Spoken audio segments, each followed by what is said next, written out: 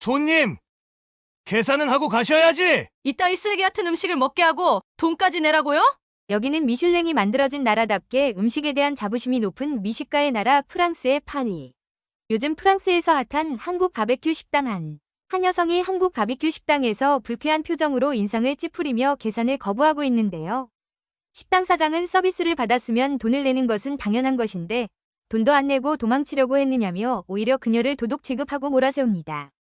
그들의 목소리가 점점 커지자 식당에서 밥을 먹던 다른 손님들도 그녀를 향해 손가락질하며 뭐라고 수근대기 시작합니다. 이 여성은 왜 그냥 도망치려 했을까요? 도대체 이 식당에서 무슨 일이 벌어졌던 것일까요? 구독과 좋아요 꾹꾹 눌러주시고 함께 이야기를 캐러가 보실까요? 안녕하세요. 저는 프랑스 남쪽의 아름다운 도시 아비뇽에서 온 클레어라고 합니다. 저는 현재 파리에서 명품 브랜드의 영상 편집장을 맡고 있어요. 제가 하는 일은 브랜드의 다양한 영상 콘텐츠를 기획하고 편집하는 것입니다. 광고 영상부터 하이라이트 SNS 홍보 영상까지 모든 영상 작업을 총괄하고 있어요. 브랜드의 이미지와 가치를 효과적으로 전달하면서도 시각적으로 매력적인 영상을 만드는 것이 제 역할입니다. 저는 사실 원래는 한국으로 가서 일할 계획이었어요. 한국의 한 기업에 취직이 확정되고 비자까지 발급받았었거든요. 그런데 코로나 때문에 그 계획이 무산되면서 뜻하지 않게 파리에서 살게 되었죠. 지금도 파리에서 열심히 일하고 있지만 아직도 이곳 생활에 완전히 적응하지 못하고 있습니다. 파리는 분명 매력적인 도시이지만 저에게는 여전히 어딘가 낯선 곳으로 느껴져요. 그래서 항상 한국에 갈 기회를 놓치지 않으려고 하고 있습니다. 한국은 제게 너무나 특별한 나라이고 원래 꿈대로 그곳에서 일하며 살고 싶다는 생각을 항상 하고 있어요. 비록 한국으로 이주하려는 계획이 뜻대로 되지 않았지만 한국과의 인연을 그냥 놓을 수는 없다고 생각했어요. 한국어와 한국 문화는 이미 제 삶의 큰 부분이 되었기 때문에 저는 실제로 한국에 있지 않더라도 한국어 실력을 계속 사용할 수 있는 방법을 찾던 중 프랑스 방송 플랫폼 KFTV의 번역가로서 일해보겠냐는 제의가 들어왔어요. KFTV는 프랑스와 유럽 전역을 대상으로 한국어 콘텐츠를 공유하는 것을 전문으로 하는 플랫폼인데 한국어를 유창하게 구사하는 사람이 필요했고 그 일은 제게 딱이었습니다. 저는 제 한국어 능력을 활용하고 멀리서도 한국과 계속 연결될 수 있는 방법을 찾게 되어 너무 좋았어요. KFTV에서 일하는 것은 너무너무 즐거워요. 제가 좋아했던 한국 예능, 드라마 등을 번역할 뿐만 아니라 프랑스에서 유명한 한국 사람이나 한국 기업을 유럽에 소개하는 일도 합니다.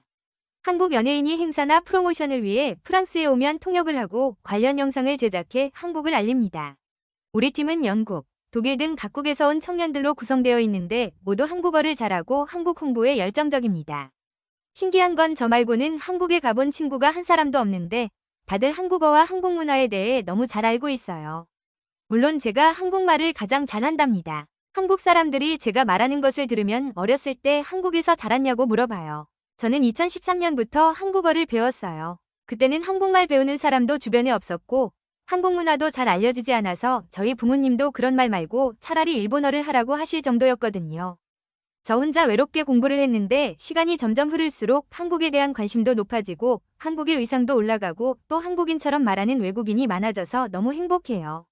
저희 팀은 서로 한국어로 대화할 때가 많은데 특히 국물이 시원하다, 좋다, 아이고, 정말, 진짜 등 한국말로만 할 수 있는 표현들은 무조건 한국말로 해요. 이렇게 소리 자체에 감정과 다른 의미를 실어서 표현하는 말이 거의 없거든요. 프랑스어로 아무리 번역해도 한국어같이 맛깔나지 않아요. 그래서 저희는 한국어를 사용하는 게 더 재미있어요. 이제는 파리에 서울공원도 생기고 얼마 전에는 코리아 페스티벌까지 열려서 한국에 대한 호감을 가진 사람들을 정말 많이 만나는데 저희가 그들에게 한국을 알리는 데 중요한 역할을 했다는 것이 너무 자랑스럽고 뿌듯합니다. 이렇게 한국을 좋아하고 한식을 사랑하지만 저희는 파리에서 한식당엔 잘 가지 않아요. 지금 파리에는 한국이라는 말이 붙은 식당들이 정말 많이 늘어나고 있거든요. 한국 빙수와 디저트만 파는 한국식 카페도 몇 군데 생겼고 전엔 구분 없이 팔았던 한식도 이젠 각각 순두부, 부대찌개, 바베큐 등 전문점들이 생겨나고 있어요. 그런데 한국에 여행 오실 때 파리에 있는 한식당 가는 것은 조심하셔야 합니다. 대부분 중국 사람들이 하는 곳이에요. 예전에 일본 음식이 인기가 있을 땐 중국인들이 너도 나도 일식당을 오픈했는데 이번엔 한국으로 몰린 거죠. 그때 일본은 인증제도를 도입하긴 했지만 거의 효과는 없었어요. 중국은 왜 이렇게 짝퉁을 만드는 걸까요? 그냥 자신들만의 브랜드로 내세우면 되는데 꼭 남의 이름을 도용해서 사용하고 결국엔 그 명성에 먹칠을 잔뜩 하잖아요. 아무튼 예전에 우후죽순 생겨났던 일식집들이 지금은 모두 한식집으로 바뀌고 있다고 생각하시면 돼요. 흉내도 적당히 비슷하게 내야 하는데 겉으로는 버젓이 한국 식당이라며 한글로 간판이며 메뉴를 꾸몄는데 팔보채, 깐풍기 같은 것을 한식이라며 팔기도 하더라고요. 물론 저도 한국에서 인턴십 할 때 배달시켜 먹은 적은 있지만 그렇다고 그게 한식은 아니잖아요. 중국 요리랑 한국 요리는 재료부터 향신료와 만드는 방법까지 모두 다 다른데 중국인이 한식당에서 좀 일해봤다고 해서 한식의 맛을 낼 수 있을까요? 중국인이 하는 한식당 대부분 한국 식당에서 일해본 직원들을 뽑아서 주방을 맡긴다는데 어느 식당에서 어디까지 배우고 왔는지는 솔직히 의문이에요.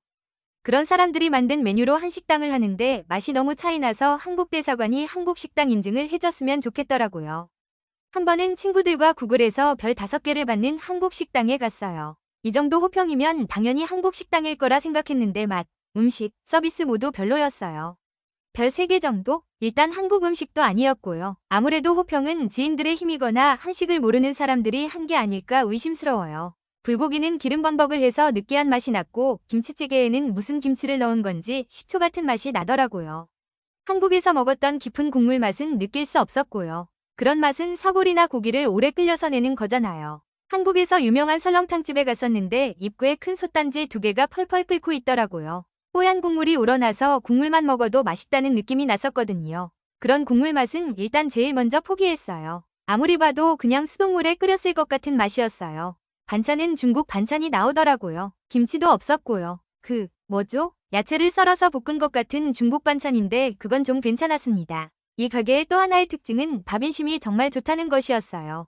밥그릇이 거의 대접 크기였는데 밥은 풀기가 하나도 없이 날아다니더라고요. 절대 한국 쌀은 아니라는데 100유로 걸겠어요. 사실 음식엔 국경이 없고 여기처럼 한국 음식 같지 않은 것을 퓨전 한식인 척 내놓아도 뭐라고 할 수는 없다는 것은 알아요. 요리는 요리사 마음이니까요. 그래도 최소한 사람이 먹을 만한 것을 내놔야 하는 것 아닌가요? 일단 불고기가 기름고기였어요. 100% 기름에 볶은 고기인데 정말 느글느글하더라고요. 고기는 또 왜 이렇게 뻣뻣한지 얇은 고기지만 한참을 씹어야 겨우 삼켜지더라고요. 불고기에 실패한 저희는 삼겹살도 시켰어요. 저흰 모두 한국 바베큐 사랑하거든요. 그냥 고기를 불에 굽기만 했는데도 왜 그렇게 맛있는지 모르겠어요. 이대 누가 옆에서 말려줬다면 좋았을 텐데. 기대했던 삼겹살은 프라이팬에 구워서 나오더라고요. 프라이팬 통째로 턱 놓고 가더라고요. 그건 이해할 수 있어요. 중국 사람이 불판이나 숯불에 구울 거라고는 기대하지 않았으니까요. 그래 최소한 프라이팬에 그득한 삼겹살 기름은 빼고 줘야 하는 것 아닌가요? 아무래도 이 고기도 불고기처럼 기름 삼겹살인 것 같아요. 고기가 거의 기름에 잠겨 있었어요. 그리고 원래 한국에선 고기 외에도 마늘, 버섯, 김치 등을 같이 구워주고 깻잎이나 상추도 같이 주잖아요. 그런 건 하나도 주지 않더라고요.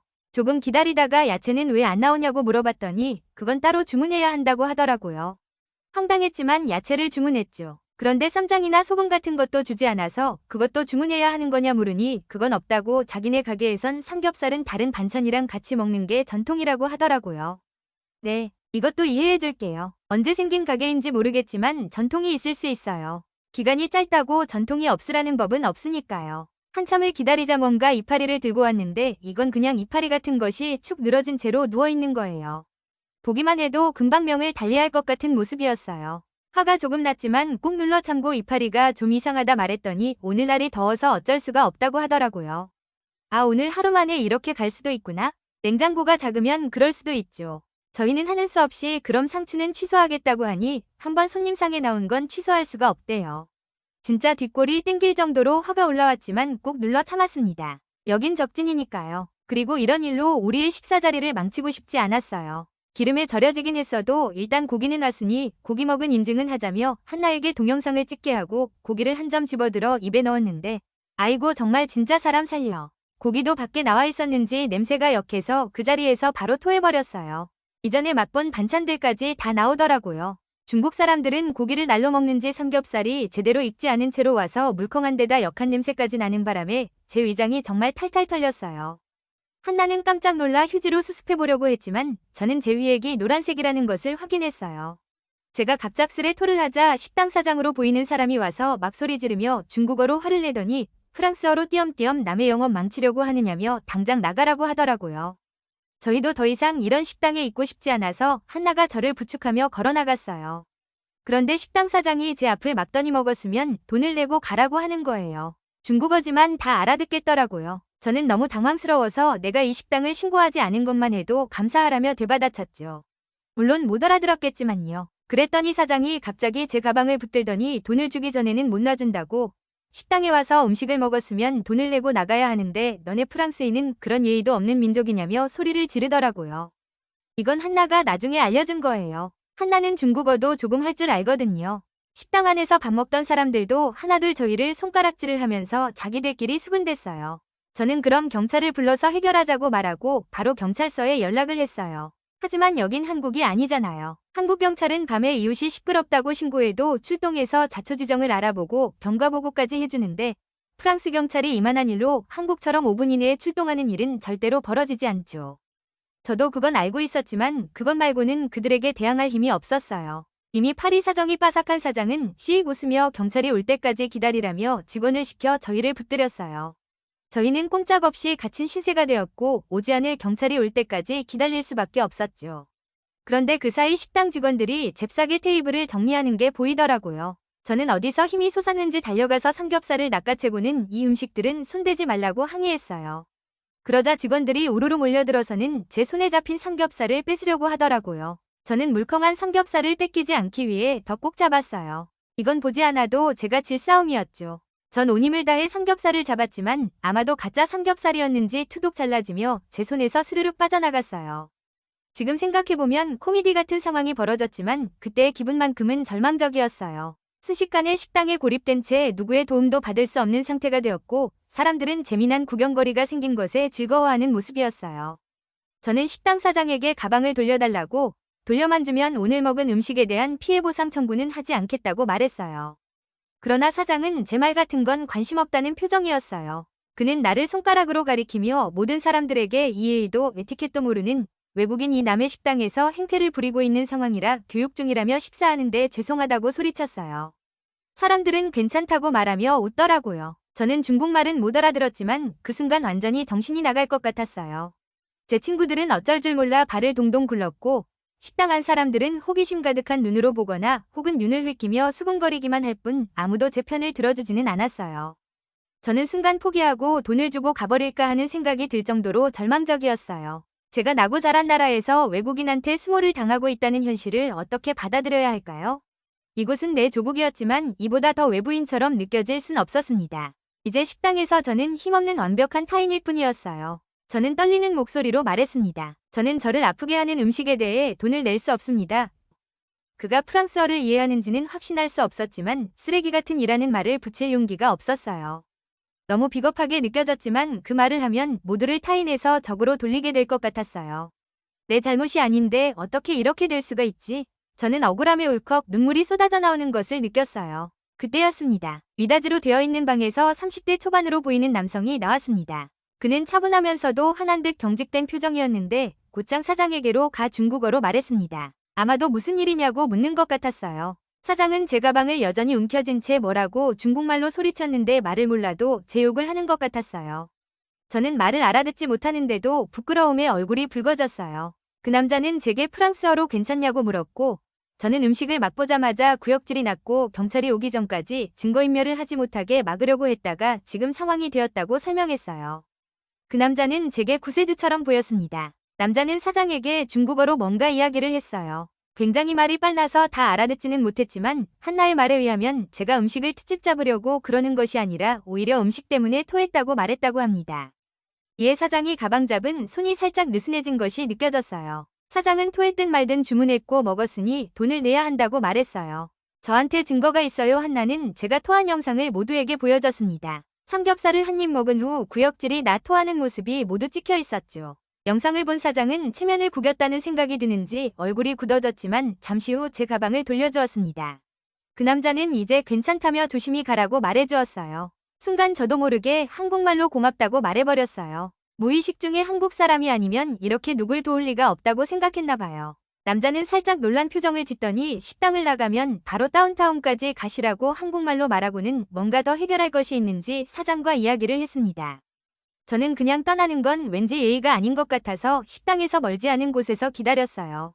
언뜻 보이는 모습이 그분이 돈을 대신 내고 있는 것 같았어요. 마침내 사장을 달래고 악수까지 하고 일행과 함께 나오자 저는 그분 앞에 서서 한국식으로 허리 굽혀 인사하며 감사하다고 말했어요.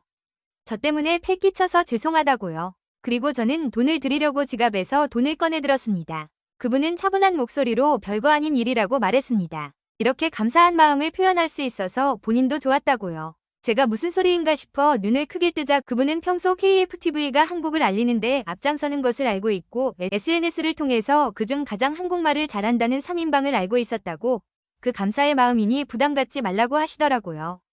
그리고 한국 음식을 먹고 싶다면 근처에 정말 한국밥집 같은 곳이 있다며 그 식당 위치를 알려주고 일행들과 함께 떠났습니다. 저는 그 등 뒤로 몇 번이나 고개 숙여 인사했어요. 그리고는 긴장이 모두 풀렸는지 저도 모르게 주저앉아 버렸습니다.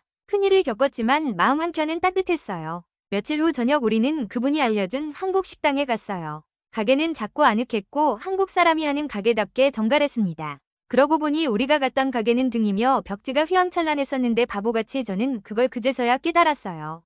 흉내낼 수 없는 맛이 있듯 흉내낼 수 없는 감각이 있는 것인데 말이죠.